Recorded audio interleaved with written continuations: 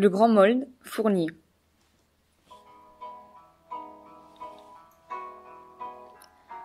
Le 4e jour fut un des plus froids de cet hiver-là.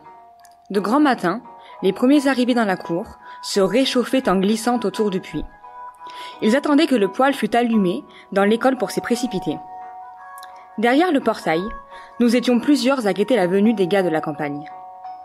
Ils arrivaient, tout éblouis encore, d'avoir traversé des paysages de givre, d'avoir vu les étangs glacés, les taillis ou les lièvres d'étals. Il y avait dans leurs blouses un goût de foin et d'écurie qui alourdissait l'air de la classe quand ils se pressaient autour du poêle rouge. Et, ce matin-là, l'un d'eux avait apporté dans un panier un écureuil gelé qu'il avait découvert en route.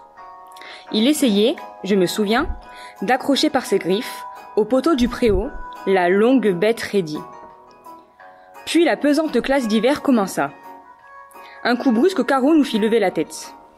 Dressé contre la porte, nous aperçûmes le Grand Mold, secouant, avant d'entrer, le givre de sa blouse, la tête haute et comme ébloui. Les 2 élèves du banc le plus rapproché de la porte se précipitèrent pour l'ouvrir.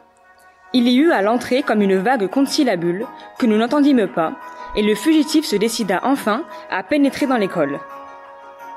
Cette bouffée d'air frais venue de la cour déserte, les brindilles de paille qu'on voyait accrochées aux habits du Grand Mold, et surtout son air de voyageur fatigué, affamé, mais émerveillé, tout cela fit passer en nous un étrange sentiment de plaisir et de curiosité. Monsieur Sorel était descendu du petit bureau à 2 marches, où il était en train de nous faire la dictée, et Meul se marchait vers lui d'un air agressif. Je me rappelle combien je le trouvais beau, à cet instant, le grand compagnon, malgré son air épuisé et ses yeux rougis par les nuits passées au dehors, sans doute. Il s'avança jusqu'à la chaire et dit, du ton très assuré de quelqu'un qui rapporte un renseignement. « Je suis rentré, monsieur. »« Je le vois bien, » répondit monsieur Sorel, en le considérant avec curiosité. « Allez vous asseoir à votre place. » Le gars se retourna vers nous, le dos un peu courbé, souriant d'un air moqueur, comme font les grands élèves indisciplinés lorsqu'ils sont punis, et, saisissant d'une main le bout de la table, il se laissa glisser sur son banc. « Vous allez prendre un livre que je vais vous indiquer, » dit le maître. Toutes les têtes étaient alors tournées vers Meul, pendant que vos camarades finiront la dictée. Et la classe reprit, comme auparavant.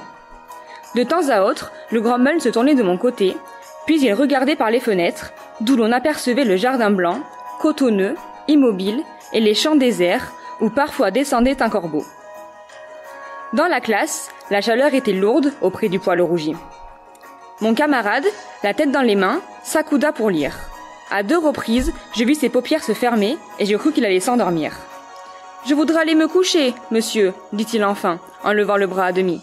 Voici 3 nuits que je ne dors pas. »« Allez, dit monsieur Sorel, désireux surtout d'éviter un incident. » Toutes les têtes levées, toutes les plumes en l'air, à regret, nous le regardâmes partir, avec sa blouse fripée dans le dos et ses souliers terreux.